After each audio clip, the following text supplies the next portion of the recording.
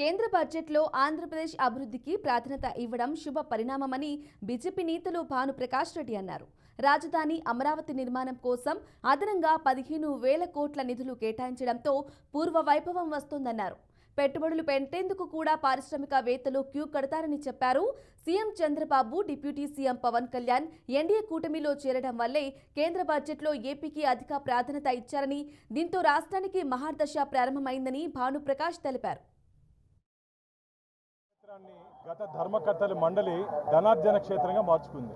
కరుణాకర్ రెడ్డి గారు ధర్మకర్తల మండలి అధ్యక్షులుగా ఉన్నప్పుడు కానీ ఏ అంశాల మీద ధర్మకర్తల మండలిలో నిర్ణయం తీసుకున్నారో, అంతకుముందు ఉన్నటువంటి సుబ్బారెడ్డి గారు కానీ ఏ అంశాల మీద నిర్ణయాలు తీసుకున్నారో, ఏ రోజైతే వెబ్సైట్లో పొందుపరచలేదో, ధార్మిక మండలి సమావేశాల్లో తీసుకుంటే నిర్ణయాలు వెబ్సైట్లో టీటీడీ వెబ్సైట్లో పొందుపరచలేదో ఆ రోజే భక్తులకు అనేక అనుమానాలు. చిల్లు స్వామివారి సేవకు వచ్చి స్వామివారి సేవ చేయాల్సింది పోయి వీరు సొంత సేవ చేసుకున్నారు.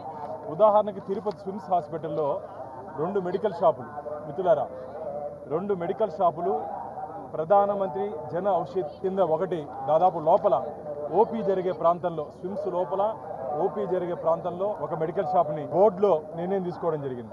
అలాగే హాస్పిటల్ కాంపౌండ్లో ఒక మెడికల్ స్టోర్కి నిర్ణయం తీసుకోవడం జరిగింది. ఒకటి వచ్చి సాయి కుమారి స్థానిక ఎమ్మెల్యే మరియు ధర్మకర్తల మండలి చైర్మన్, వారికి సన్నిహిత సంబంధాలు ఉన్నాయి కాబట్టి వీరికి కేటాయించారని చెప్పి భక్తులు ఫిర్యాదు చేస్తున్నారు వీరి మీద. అలాగే పైన ఉన్నటువంటి లోపల స్విమ్స్ లోపల ఓపీ డిపార్ట్మెంట్లో ఉన్నటువంటి మెడికల్ షాపు 20,000కి ఇచ్చారు. టెండర్ పిలిస్తే 30 లక్షల రూపాయలు, 30 లక్షల నెలకి పూర్తిగా ధార్మిక క్షేత్రాన్ని తమ సొంత సంస్థగా వాడుకొని ఇలా స్వామివారికి ఏడాదికి, సంవత్సరానికి 5 కోట్ల రూపాయలు వచ్చే దిశగా వీళ్ళు ప్రయత్నం చేశారు. అది సక్సెస్ అయిపోయారు. భారతీయ జనతా పార్టీ కానీ అనేక పర్యాలు ఎందుకు మీరు దాస్తున్నారు, ధార్మిక క్షేత్రంలో ఎందుకు మీరు అజెండాలో ఉన్నటువంటి అంశాలు బయట ఎందుకు పెట్టట్లేదని చెప్పి అనేక పర్యాలు ప్రశ్నిస్తే ఈరోజు ఒక్కొక్కటి ఇప్పుడు వెలుగులోకి వస్తున్నాయి.